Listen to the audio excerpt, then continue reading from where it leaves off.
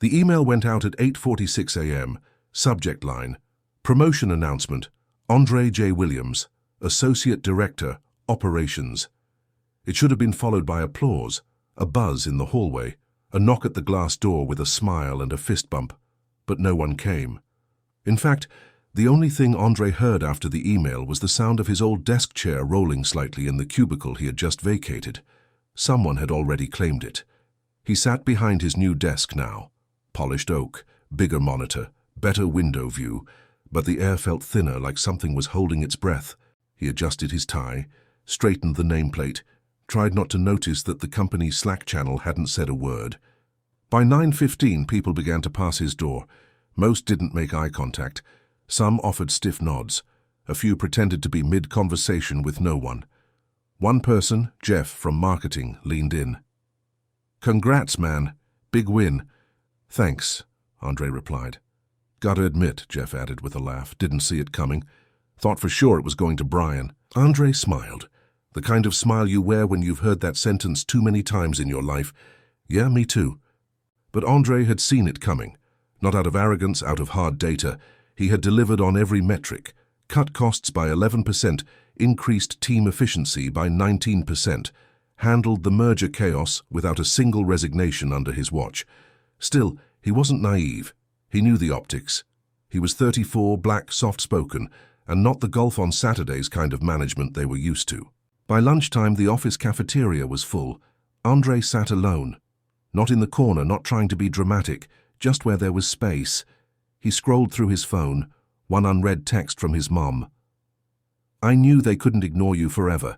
So proud." He smiled, felt the lump rise in his throat, swallowed it. Across the room, Brian, his old peer, sat with two others. He was laughing and watching. When Andre returned to his desk, he found a sticky note on his monitor. "Don't let it go to your head. Some of us earned our way."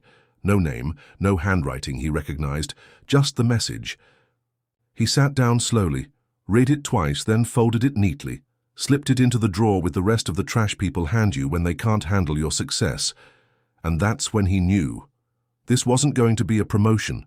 It was going to be a war. It started with the coffee machine. Monday morning, one day after the announcement, Andre stood in the break room, waiting for the last drops of dark roast to hit his cup. He could feel the eyes behind him, two junior analysts whispering behind the refrigerator door, pretending to read a nutrition label for 5 full minutes. He didn't turn around. He didn't need to. He could already hear what wasn't being said. Back at his desk, the emails piled up with subject lines like weekly budget notes and touching base. But none acknowledged his new title. No congrats again, no looking forward to working under your leadership.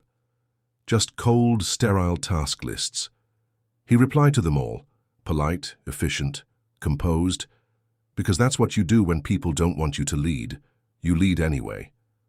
At 11:42, his calendar pinged, a meeting invite from Brian. Subject: cross-dept sync optional. Location: East Conference Room. Optional. Of course it was. When Andre walked in, there were already 5 people seated.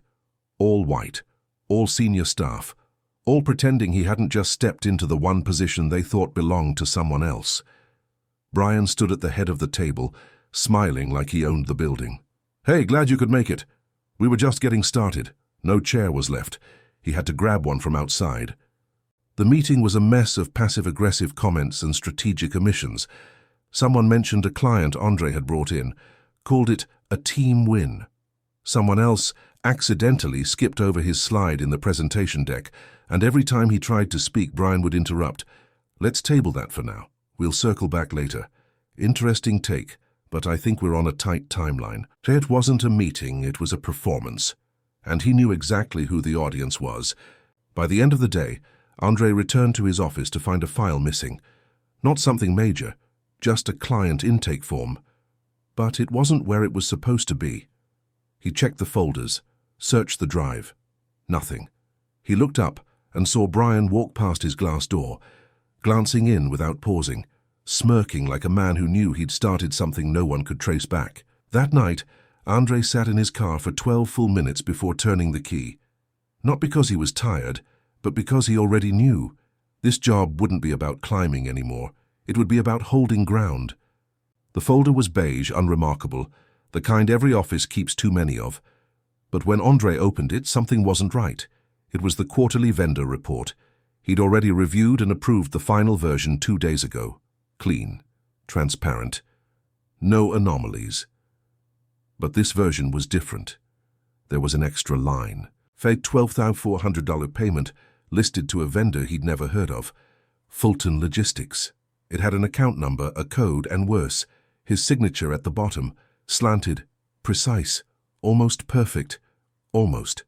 His real signature curled slightly at the top of the W in Williams. This one didn't. This one was stiff, mechanical, like someone had copied it from an old document and didn't realize that even your own name breathes differently when you're under pressure. Andre closed the folder slowly. He looked around the office. No one was watching, but he felt it, the same way you feel a storm when the wind stops moving. He walked it to the accounting department, tried to be casual. "Hey, this vendor, Fulton Logistics, did we onboard them recently?" The woman behind the desk looked confused. "Fulton? That doesn't sound familiar. Wait a sec." She typed quickly, paused. "There's no vendor profile by that name, only this one line. It says you approved it manually." Andre kept his face still. "Right, must have been during the merger chaos, thanks." He left without another word. Back in his office, he stared at the glass door. He thought of the missing intake form from the day before, thought of the sticky note, thought of Brian walking past too slowly. It wasn't hard to guess. This wasn't a mistake. This wasn't a glitch. It was a setup. A small one. But setups never start big. They start with whispers, then papers, then silence. That evening he scanned the document and compared it to his archived approvals. The formatting was off. The font spacing was too tight. The signature was misaligned by less than 2 millimeters. But enough. Enough for anyone paying attention. The only problem, no one else would care to notice, not unless it became a problem for them too. Andre saved the file, encrypted a backup, titled it Discrepancy 001, and for the first time in months he didn't set an alarm for the next day, because tomorrow wouldn't be about showing up on time. It would be about not blinking first. The email came at 7:12 a.m. before Andre even parked his car. Subject, Office Catch-Up, from Vance Harold.Body. Stop by when you're in. Just a quick sync. Quick sync. That was code. In this building, no one called a meeting a quick sync unless something needed to be said off the record. No calendar invite, no witness. Just you, a smile, and the quiet understanding that the walls weren't listening, but they were watching. Andre arrived at the office 10 minutes early, not because he was eager, because he needed to walk past every cubicle before they were full. He wanted to feel the air. It was heavy. 2 employees looked away when he passed. One of them used to ask him about his weekend plans every Friday. Today, she pretended her screen was more important than his presence. In the elevator, he pressed the button for the 11th floor, executive level. His own reflection stared back at him from the chrome panel, still straight tie, still steady hands, but the eyes were colder, not afraid, focused.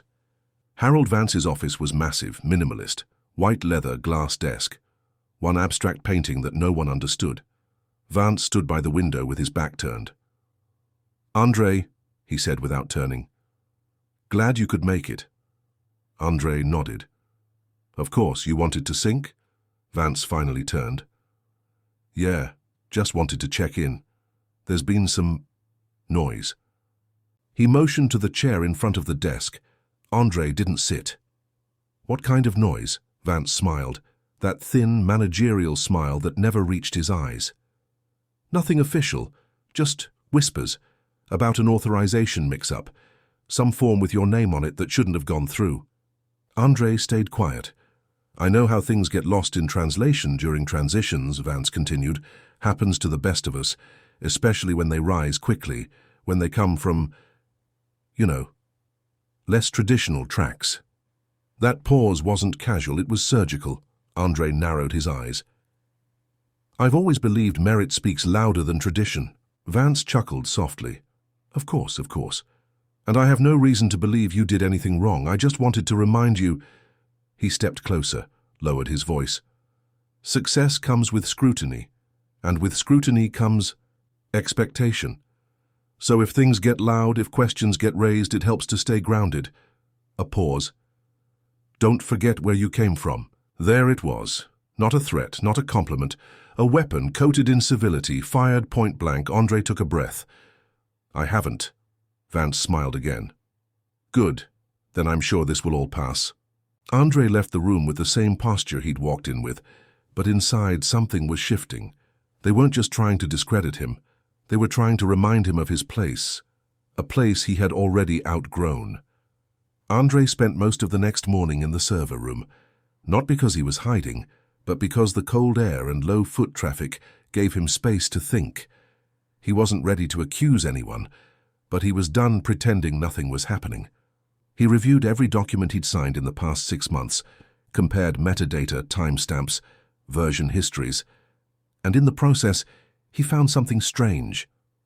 The file folder containing the fake vendor form had been edited from an IP address not linked to his account, but one linked to someone else's, E. Dunham Eric. Andre blinked. Eric Dunham, his old teammate, his closest ally, the guy who vouched for him in front of the board.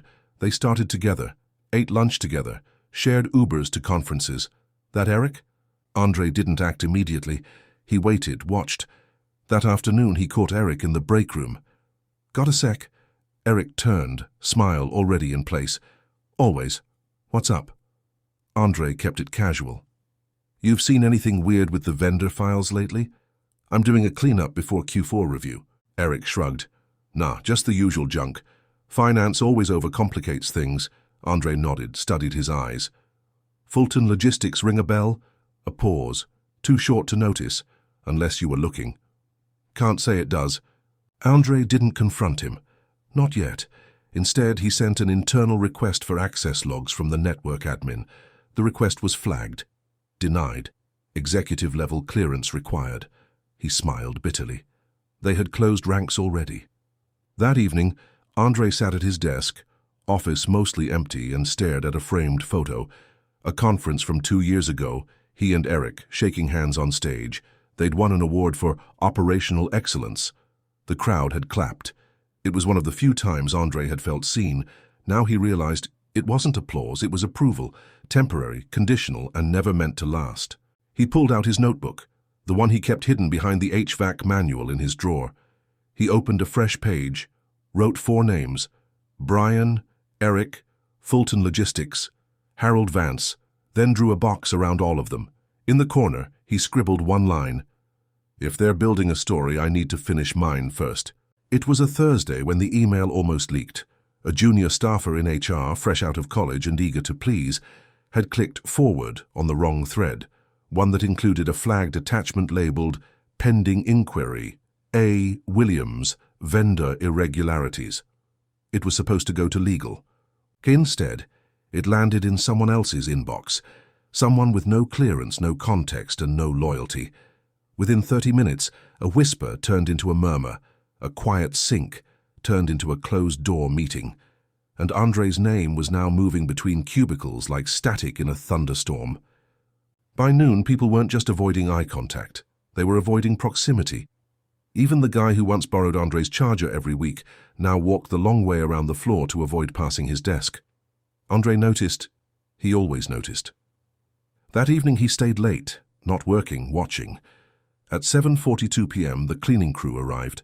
Same faces, same rhythm, except for one, an older black man, maybe in his 50s, with graying hair under a faded ball cap and a limp in his left leg. Andre had seen him before but never spoke. Tonight the man stopped at Andre's door. Mr. Williams?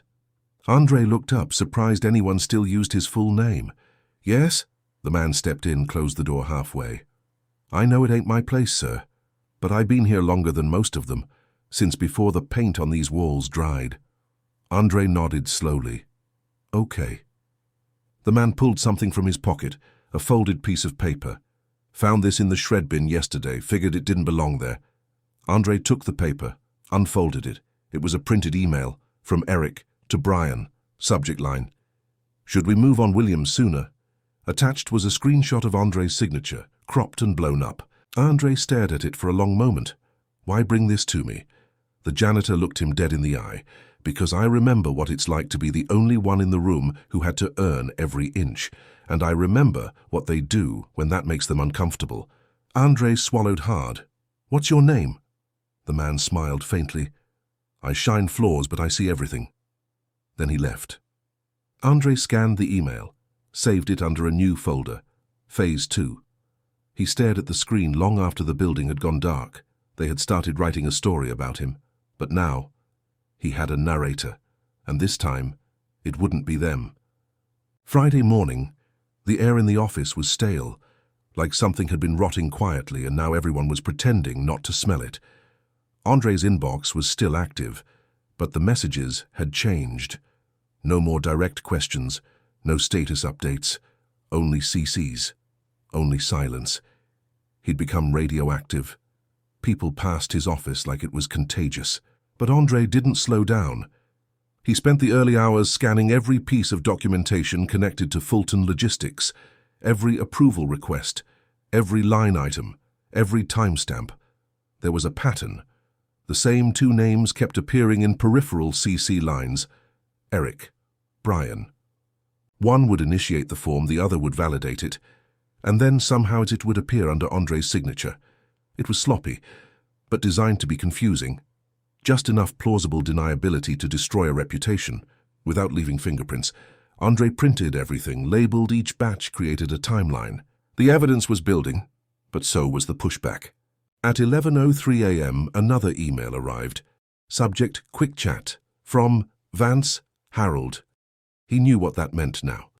This time Andre didn't knock before entering. Vance was at his desk pretending to read.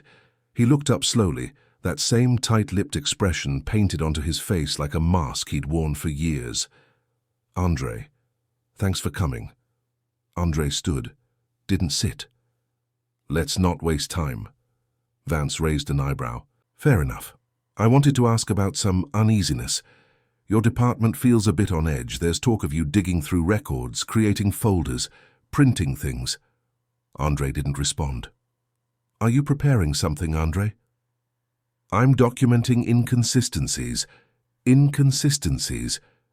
Fraud, Harold. I'm documenting fraud. Silence.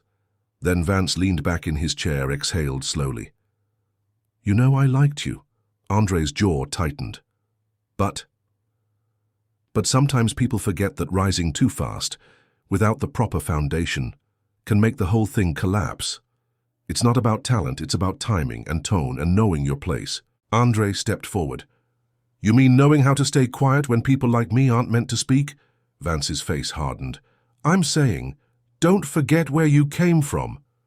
This time he said it colder, not as a reminder, as a warning, as if Andre's very presence was an inconvenience that needed to be corrected. Andre nodded once. I haven't forgotten. He turned to leave. And that's why I know exactly what this is. Outside the office, he didn't stop walking. He went straight to the security floor, used the janitor's ID still taped to a blank visitor card. He swiped into the print log system. And there it was, Eric's email, Brian's document history, everything connected. Andre downloaded it all, encrypted it twice, labeled the folder, Me a Visa's their version of me. By Monday morning, Andre's plan was almost ready. He had three things, motive, method, and names. But what he didn't have yet was time, because while he was organizing evidence, they were organizing his exit. At 8:32 a.m., a security bulletin quietly circulated through internal email.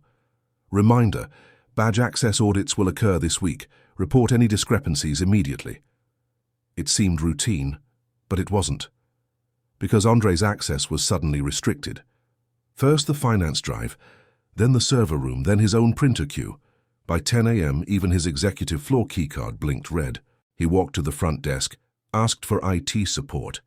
Must be a glitch, he said calm. The tech guy looked nervous. We were told to monitor some badge activity this week.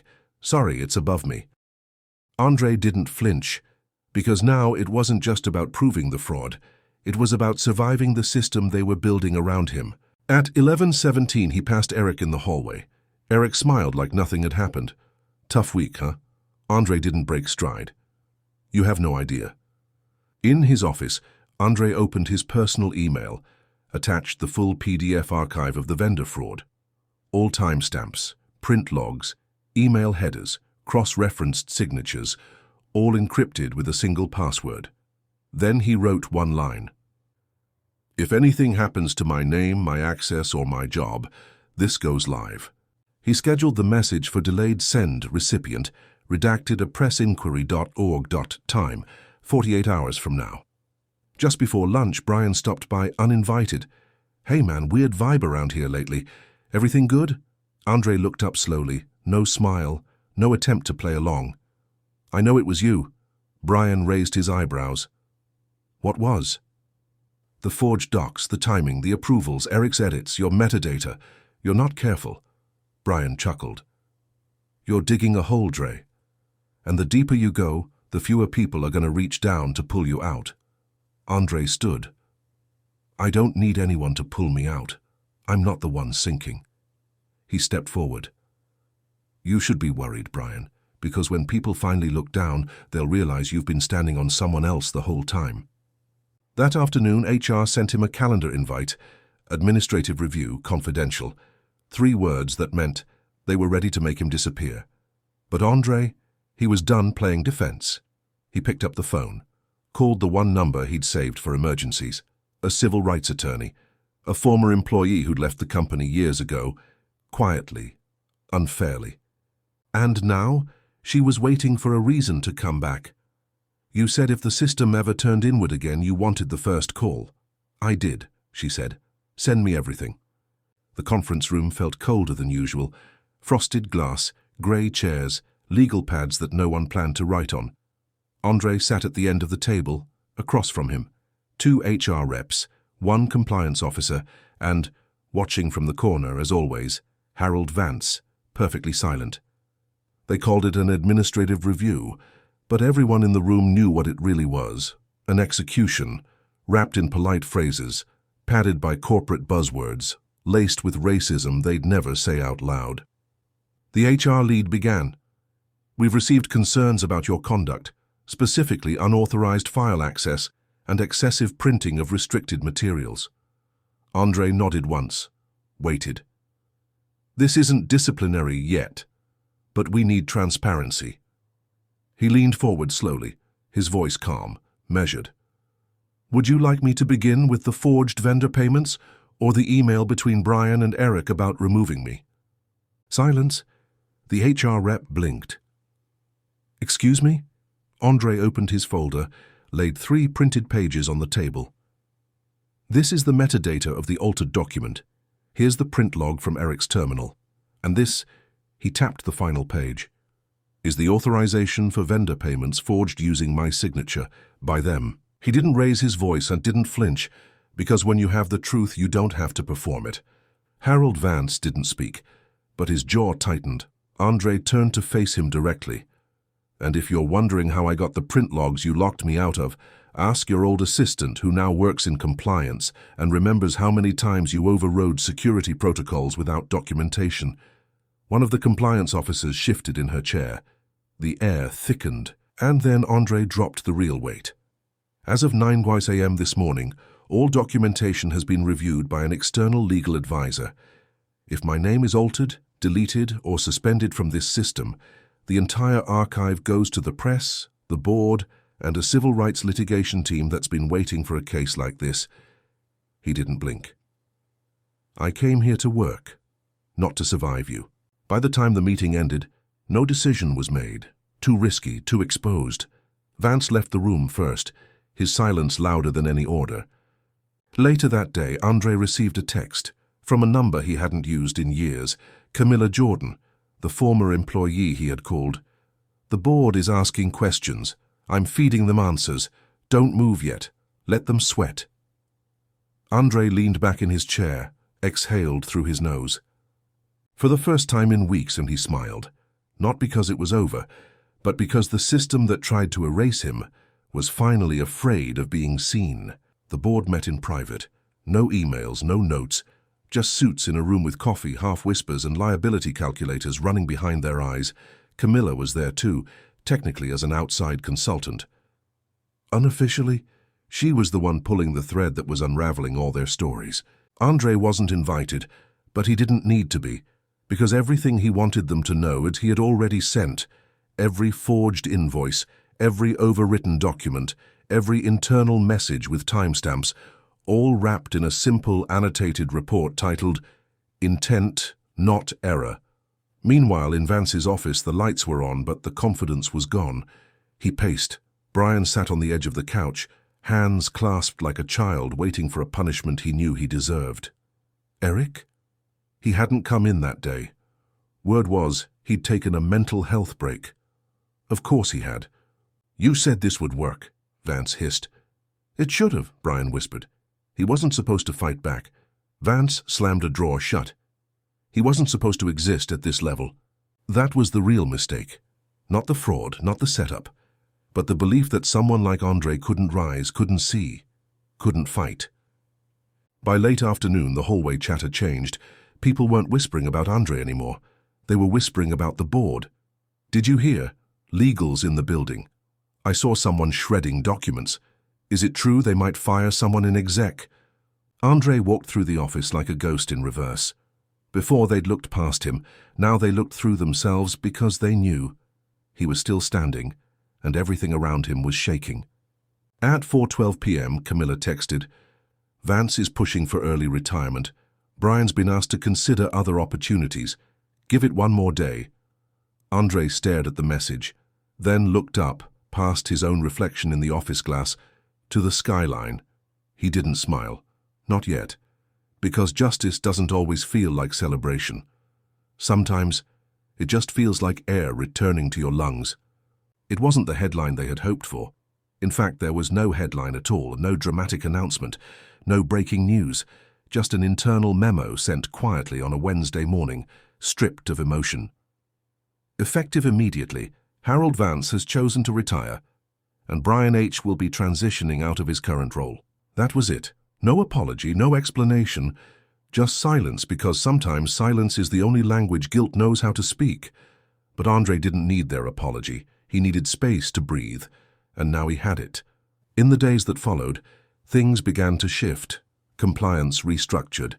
Vendor reviews were overhauled. Employees who once avoided eye contact now lingered in the hall a few seconds longer, unsure whether to offer a nod, a smile, or simply distance. Some did stop by his office quietly, cautiously. They said things like, "I always had a feeling," or "You handled it with real grace."